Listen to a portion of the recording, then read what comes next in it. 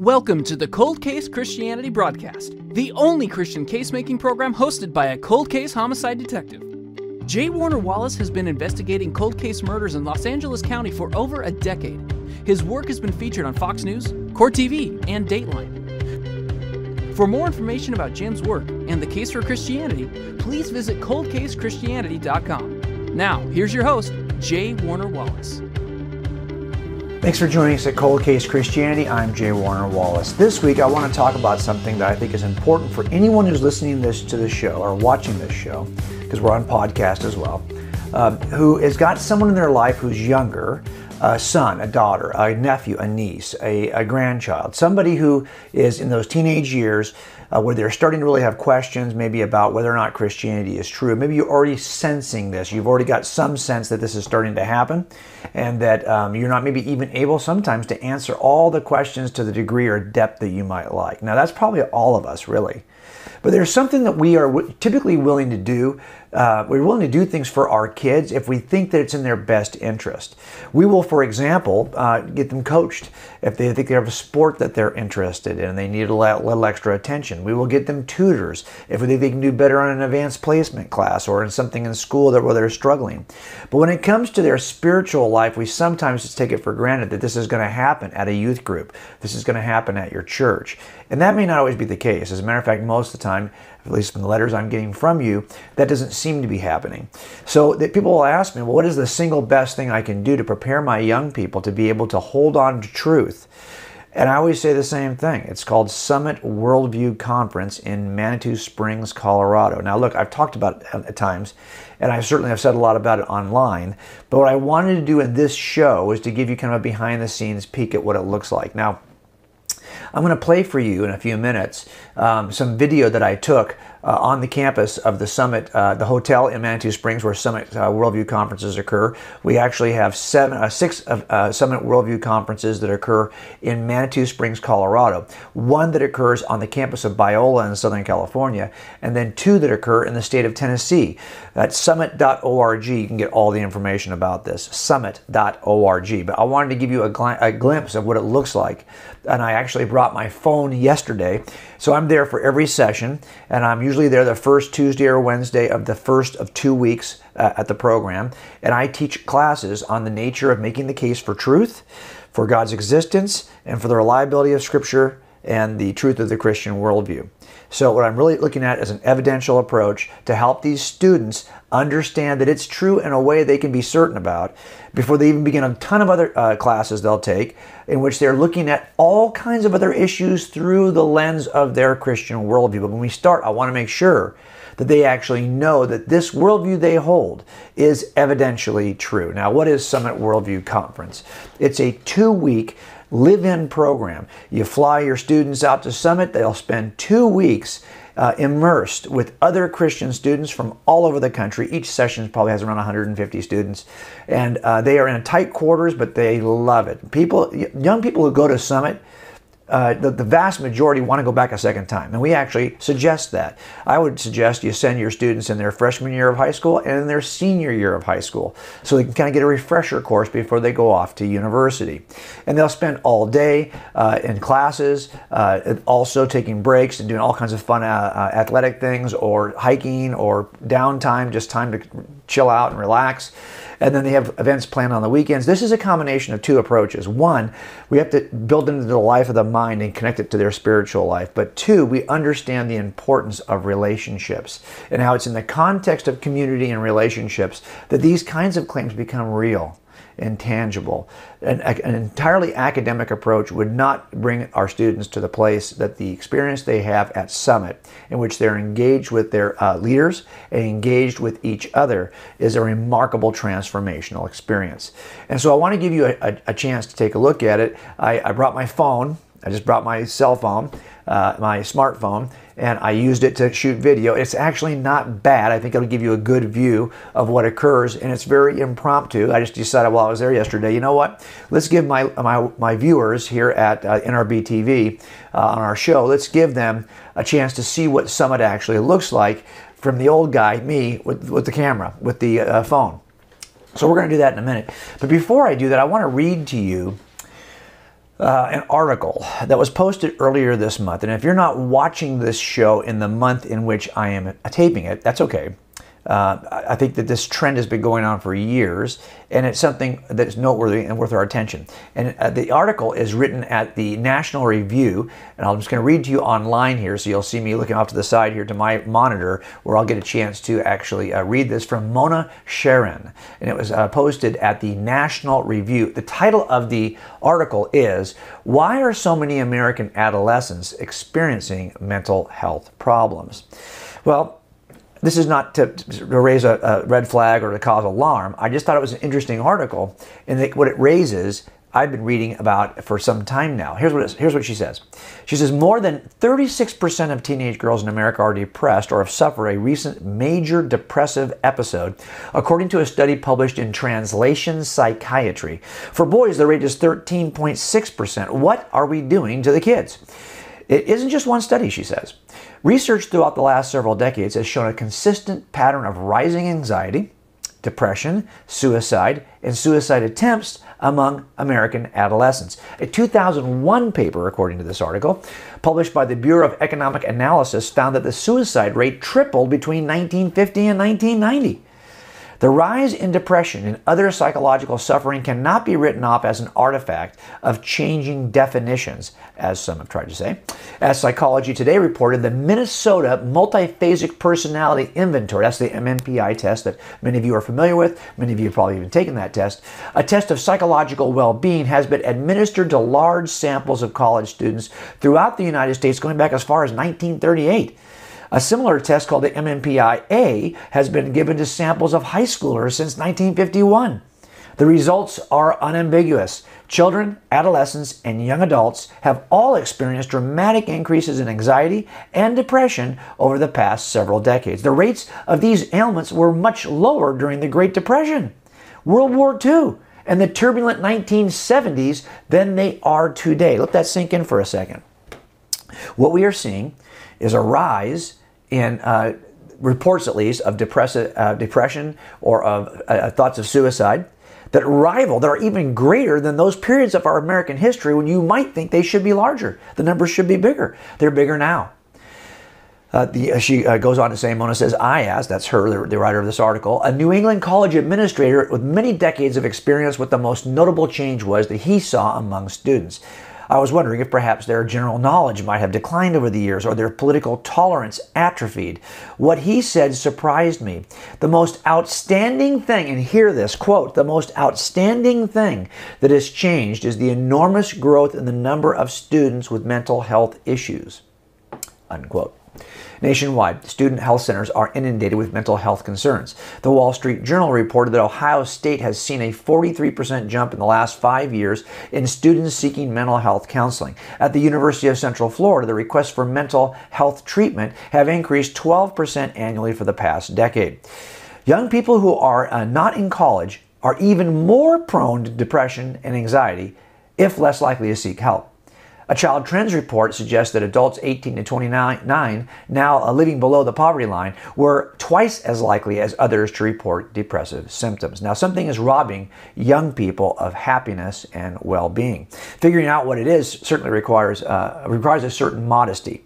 Still, you will find many a facile explanation accompanying reports of these findings. This is where I thought it got interesting in Mona's article at the National Review. Hear what she says. Time magazine, for example, fingered social media. Quote, it's hard for many adults to understand how much of teenagers' emotional life is lived within the small screens on their phones, unquote. That's interesting, isn't it? We kind of see that, even intuitively, with our own personal experiences with young people. You probably see it. I certainly see it. She continues, an Ohio State therapist who spoke to the Wall Street Journal cited, quote, the economy, the rising cost of tuition, the impact of social media, and the so-called helicopter parenting style that doesn't allow adolescents to experience failure. Some of you are cheering right now, I'm sure, as you're listening to that, because you probably noticed some of that yourself. She says, there's no doubt that social media bring out the savage in human nature. Twitter's enough to depress me, she says, and surely helicopter parents should permit their kids to grow up, but these explanations strike me as wide of the mark. The most consequential social change of the past several decades is not the dawn of social media, but changing family structure. And it turns out that adolescent depression and suicide are closely linked with divorce and single parenting. Teens who live within a single parent household have twice the rate of suicide attempts as those who live with both parents. Think about that. The same is true of other forms of distress and self-harm. To understand why kids are so anxious and depressed, we should look not just to their phones, but to their homes. I want to stop right there. That's enough, I think, for us to understand what's going on here. It's easy to say, well, the problem is sociological and it's just about, but the problem, as you and I both know from a Christian worldview, is entirely theological. It's a worldview problem. It's that we don't have anymore a Christian view of family, a Christian view of marriage, a Christian view of many things has been abandoned by the culture. And as we've abandoned these ideas, these worldview concepts that Christianity provides, for example, the role of fathers and mothers in marriage, as we abandon those principles, don't be surprised if the beings that are created in the image of God that seek such things find themselves in a point of anxiety. They simply want to express and experience the real world the way that the Christian worldview describes it. And when it's not there, things start to go south. Things start to go sideways. I think it's really important for us at this point in history to really develop a committed Christian worldview that understands all of the doctrines of Christianity, understands all of the claims of Christianity, and then sees every event in our lives, every issue that we examine through that committed Christian biblical lens. This is why I'm so committed to working with young people, why I'm so committed to working at Summit Worldview Conference. This is a place where we get people early in their teenage formative years, and we show them how the biblical worldview actually makes sense of the world they're living in. And as you do that, I think we're going to raise up a generation of young people who, in the midst of all the chaos going around us, are grounded in their worldview, understand the role of marriage, of family, all these things from a biblical perspective, and will live accordingly. Now, what I want to show you in the next few minutes here is just video of a recent, yesterday's trip to Summit Worldview Conference. You're going to see, I'm going to introduce you to what it looks like from the outside. I'm going to take you inside for a short tour. I'm going to get ready to teach a class. You're not going to see me teaching the class. We're also going to be on the porch in the afternoon. I teach in the morning, then they have an afternoon break, and then in the evening at 6 o'clock, rather, right after dinner, I will sit with all the students on the porch, and they can ask any question they want to ask. I'll give you a glimpse what that looks like right now. So just to give you a sense of what Summit looks like from the outside, this is the hotel in this beautiful community. This is the incline up pretty famous, about a mile high. We were pretty high to begin with, and that goes up the hill, and students can do that as well. And here we are in the community of Manitou Springs, and this is what our Summit Ministries Hotel looks like. It's got this beautiful old porch, lots of places for students to sit, and inside this section of the building are the classrooms. Our lobby is here, and all their rooms where they stay are up here. Let's go inside.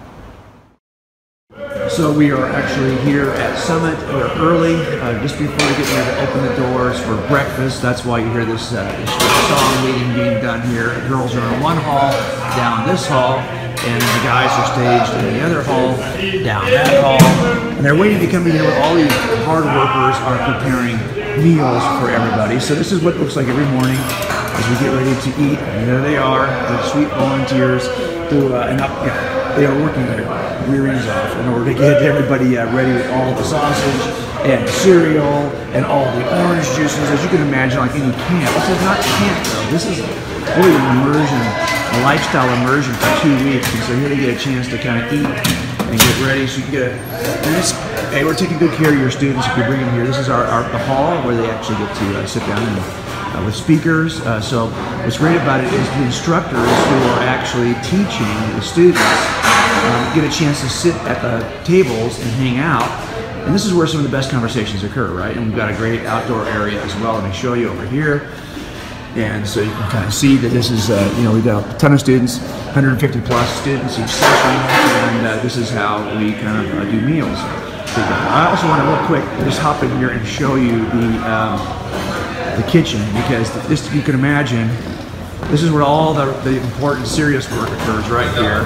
They've distributed all the air conditioning, heating stuff that goes in here, and this is where the staff comes in and makes all of the food. Yes, this is for the NRP TV show, so wave, there you go, very cool.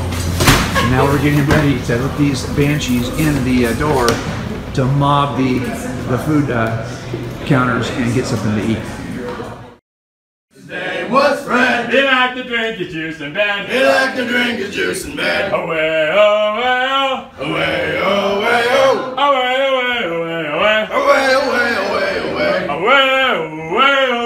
Away, away, oh. Away, away, away, away. Away, away, away, away. He drank his juice with care. He drank his juice with care. But he got it in his hair. But he got it in his He hair. drank his juice with And here's the mob mentality once we get in here, and we've got cinnamon rolls there, and sausage, and everyone is filing in here finally to those on one side and guys on the other. So is this hard every day to get food ready for all these people? It's brutal. We wake up and just start weeping because we know what we have to do in the day. What time do you guys start? 6 o'clock. That's not bad. 6 o'clock, you got it done in an hour and a half. Yeah, that's right. Okay, so now we're getting ready to start our day. Let's get the cargo loading. And then we're going to start class in a few minutes. Now, one of the coolest things about Summit is the hotel. It's kind of hard to match what happens in this beautiful old historic building where everyone is elbow to elbow. Down there is the hall we just came out of for food, and each one of these halls leads to the rooms where students stay, and it's tight proximity, which is actually part of the magic of what happens at Summit. There's this incredible historic region here in Manitou Springs, and you've got rooms here. Hey guys, how are you? Doing good. So this is where all the students are hanging out and paired up in rooms. And you can just kind of see the cool factor of Summit, just in terms of its location. I mean, it's kind of hard to beat what happens here. That being the case, let's head on down toward the hall where we're going to do the instruction. Here we go. In some ways, it's like this is one of those hotels that it's got all these hallways that'd be pretty easy to get lost, right? And all these kind of cool places to hang out for our students. And one of the coolest spaces is this stairwell, which goes up and down to the lower levels, and that's where we're headed now. So I trip and fall down the stairs on TV. That would be good, wouldn't it? Can't do that, so here we go. Yeah, this is, we're heading toward the lecture hall. And what's cool about this room is that it's staged and tiered, 2 levels. And you can see here, people are just starting to get staged here, ready for the teaching. This lower level is the older students, and they've got that corner there is where all the speakers will stand. And then the upper level is for the underclassmen. And it's a great bookstore rather, which I'll show you maybe later. And we're just getting ready for everyone to come in, and I'll show you that in a second. The sound that saved a wretch like me. I once was lost, but now I'm found. Was blind, but now I see.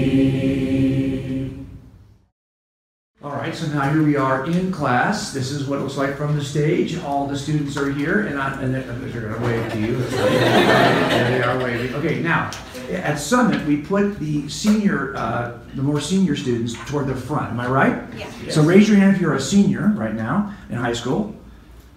If you're a junior. Now, who's in the back? The very back is what? High. Okay, got it. So we. I just want everyone to kind of see how it structures out. And you're from all over the place. Let's just, for example, How many of you are from the great state of Ohio? See, there's even, any state you mention, there's going to be somebody who's from that state. How about Illinois?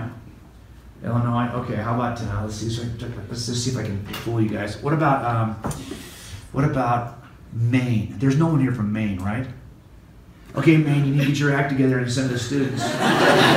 No students from Maine. One more, Alabama. Alabama, we have one in the back there. Okay, so is it Auburn or Alabama? Which is it? Auburn, okay. You've now offended most of our audience in Alabama, now offended by your Auburn allegiance. Okay, great. So here we'll get started. Okay, so now here I am at the walkway that leads down to Manitou Springs, which is a lot of fun down there because it's the craziest multicultural kind of mixture of worldviews you can possibly imagine, and it's really close, as you will see, to the hill here, which leads up to the old hotel.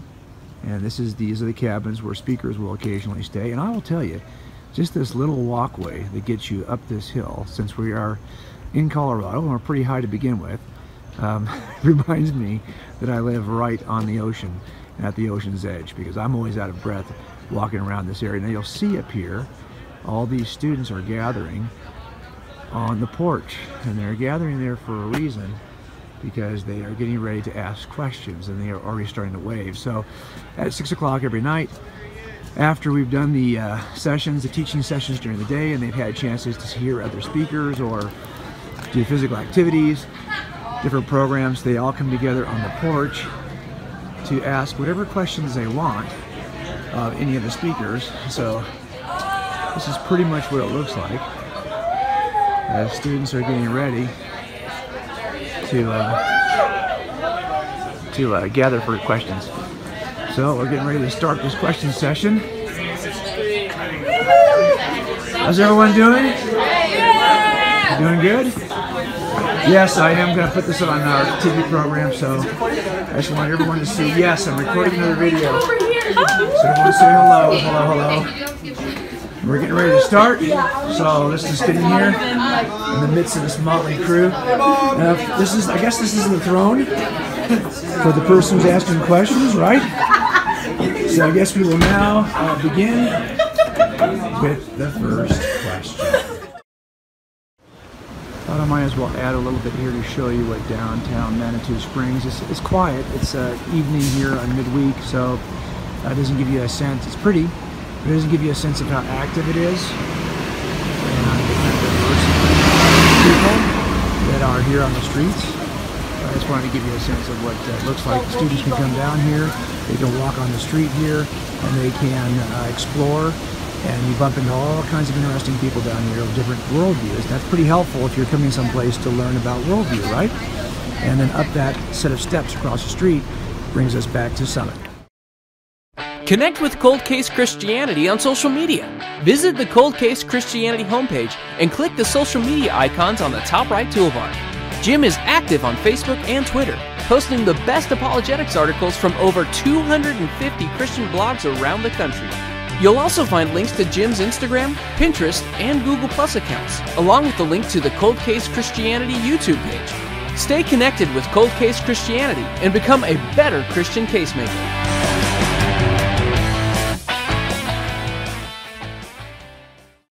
Need a speaker for your next conference, retreat, training seminar, or church service? Jim travels around the country, making the case for the existence of God, the deity of Jesus, and the reliability of the Bible. He'd love to partner with you to create a powerful, transformational training experience.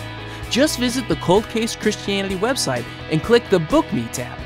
You'll find everything you need to know there, including a list of Jim's speaking topics, promotional materials, Jim's speaking calendar, and a link to connect with our team so we can book your event.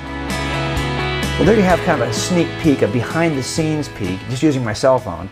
So the audio is not great at times, but I think it gives you an idea of the kinds of things we do. We eat together at Summit. We hang out together at Summit. We spend a lot of time in that big classroom examining the most important issues, and almost no issue is not examined through your Christian worldview. Sexuality, economics, you name it, the entire plethora. And some of the best speakers, don't forget about me, I'm talking about the folks that you are watching right here on NRB TV. These are the folks who are standing in front of your students. I think a lot of adults would like to go to Summit to see what that experience is like. And of course, at the end of the day, we're able to ask the questions on the porch for an hour. And all of those talks that I give at Summit are available for you online at our YouTube page. Go to coldcasechristianity.com. In the upper right-hand toolbar, you'll see the icon for the YouTube channel, and you'll see under the instructional video playlist, all of my talks for the most part are there for you to kind of learn from. And these are the things that I'm talking with the students about. And then, of course, it's situated in that great town of Manitou Springs, which is a smorgasbord of worldviews. And all the different kinds of worldviews that we're talking about as we teach them worldview, they will probably encounter if they talk to anyone on the streets of Manitou Springs. It is without a doubt the finest opportunity your students have to make the case, to learn the case for their Christian worldview. And by the way, I don't know about you, but I am not willing to have my students be too far ahead of me on spiritual issues. I feel I have a burden as dad to lead my family spiritually. And if you're a dad or a mom listening to this, you have a burden as well to be the spiritual leaders in your home, at least with your own kids. So the question is, why would we be willing to send our own students to someplace like Summit, yet ourselves not be willing to master these topics, to master the evidence, to master the issues of worldview at a level that's even higher than our students? One thing I want to do by showing you Summit is to encourage you to get personally motivated to be able to make the case for what you believe. That bulletproof vest that we wear as officers, we wear it and we actually take risk because of it, because we first saw that it could stop bullets in the range. And once you've seen the vest stop bullets, you are willing to stand in a stressful situation, trusting nothing more than your vest. Same thing happens with the Christian worldview. Once you understand that it answers all of life's questions better than any other worldview, once you recognize that the Christian worldview describes the world the way it really is, you will be far more likely to stand in it during times of trouble, during times of challenge. And we're all going to have those. So I don't want this just to be an episode of Cold Case Christianity that encourages you to send your students to Summit. I hope it also encourages you to do something, to get ready, to defend what you believe. And I'll see you right back here next week at Cold Case Christianity. Thanks for joining us at the Cold Case Christianity broadcast.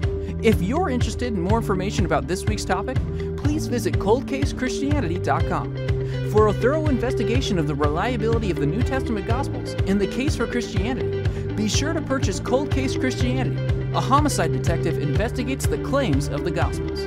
It's available wherever books are sold.